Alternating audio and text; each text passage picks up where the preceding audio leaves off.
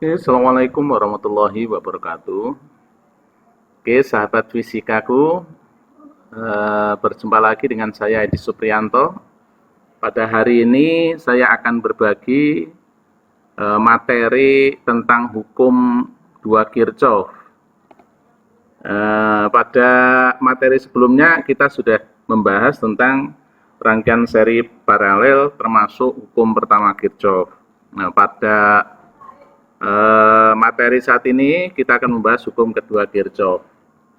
Nah, hukum kedua Kirchhoff biasanya disebut juga hukum tegangan Kirchhoff atau Kirchhoff voltase. Nah, hukum ini berlaku untuk rangkaian tak bercabang dengan tujuan menganalisis tegangan atau beda potensial dalam suatu rangkaian tertutup. Nah, kita masih ingat kemarin rangkaian tertutup adalah rangkaian yang tidak ada ujung pangkalnya. Contohnya digambar di samping ini, ya. Bunyi hukum dua Kirchhoff yaitu di dalam sebuah rangkaian tertutup jumlah aljabar gaya gerak listrik GGL, ini GGL pada sumber tegang ini ada E1 ada E2 di sini, dengan penurunan tegangan, jadi kuat arus kali resistor atau V itu sama dengan 0. Sehingga di sini dibuat formula sigma E ditambahkan sigma I kali R sama dengan 0. Dengan sigma E adalah jumlah aljabar gaya gerak listrik dengan satuan volt, sigma I kali R adalah jumlah penurunan tegangan, satuannya juga volt, I kuat arus listrik yang mengalir pada rangkaian, R besar adalah hambatan ohm, kemudian R kecil adalah hambatan dalam sumber tegangan, besarnya satuannya ohm. Beberapa aturan dalam hukum dua Kirchhoff. Yang pertama adalah penurunan tegangan atau sigma IR dapat bertanda positif jika searah dengan loop, jadi perputaran arah aliran listriknya. Nah, kemudian penurunan tegangan sigma I dapat bertambah negatif jika berlawan arah dengan arah loop. Kemudian gaya gerak listrik dapat bertanda positif jika bertemu kutub positif pada sambungan tegangan. Nah, gaya gerak listrik dapat bertanda negatif jika bertemu kutub negatif pada sambungan tegangan. Jadi dapat disimpulkan bahwa hukum Kirchhoff atau hukum yang digunakan untuk menentukan besarnya arus listrik dalam rangkaian tertutup dan bercabang.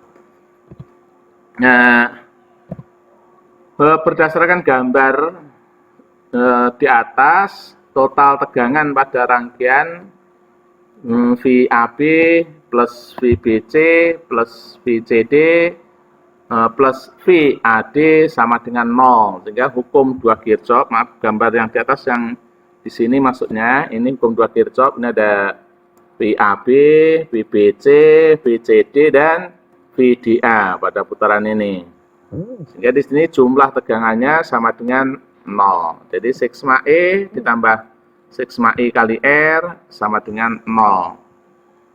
Nah, hukum dua Kirchhoff ini menjelaskan bahwa jumlah penurunan beda potensial sama dengan 0. Artinya tidak ada energi listrik yang hilang dalam rangkaian atau semua energi listrik diserap dan digunakan. Nah, beberapa aturan perjanjian dalam penggunaan hukum Kirchhoff. Yang pertama adalah pilih loop untuk masing-masing lintasan tertutup dengan arah tertentu. Sehingga kita nanti kalau ada loop, putarannya kita boleh searah putaran jarum jam, nah, atau boleh kita memisahkan arahnya berlawanan arah putaran jarum jam. Sehingga ada dua cara kita nanti menentukan arah putaran loop. Karena ini nanti akan menentukan arah kuat arus listrik, arah aliran listrik, dan besarnya gaya gerak listrik. Nah, ini misalnya pada suatu cabang, jika arah loopnya sama dengan arah penurunan tegangan I kali R, maka bertanda positif. Jika berlawanan arah, maka penurunan tegang bertanda negatif. Nah, ini I kali R, searah putaran jam, bertanda positif, IR-nya. Kalau yang berlawanan arah putaran jam, IR-nya bertanda negatif.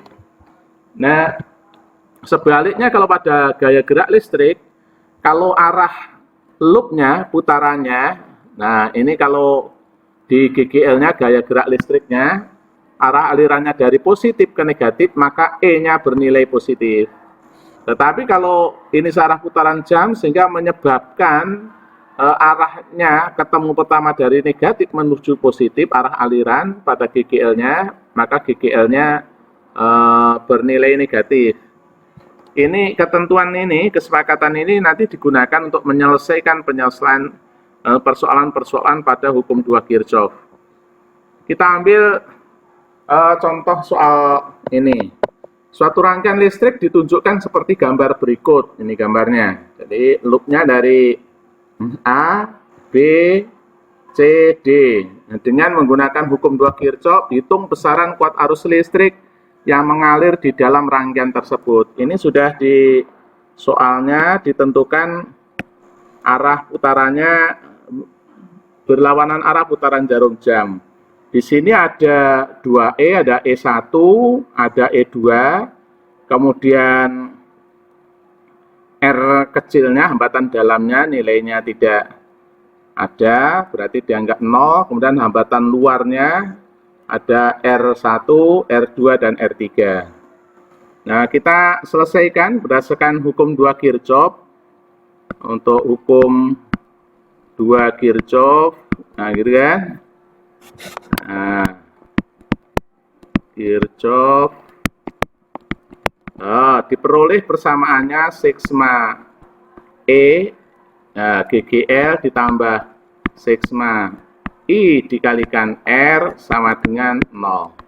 Nah, perhatikan di sini perputarannya searah, berputaran berlawanan arah dengan putaran jarum jam, sehingga di sini untuk E-nya, E1-nya arahnya berarti ke sana alirannya, nah ke sana alirannya, sehingga ini ketemu positif dulu menuju negatif, sehingga E1 bernilai positif. E1 terus putar ke sana. Nah, di E2, nah arah putarannya dari negatif ke positif, sehingga E2 bernilai negatif. Min E2, maaf, E2 ditambah dengan sigma I dikalikan R1, R-nya ada 3, ditambahkan R2 ditambah dengan R3 sama dengan 0. Nah, kita masukkan nilainya. E1 nilainya 6 volt minus E2-nya 12 volt. Nah, gitu kan, ditambahkan I.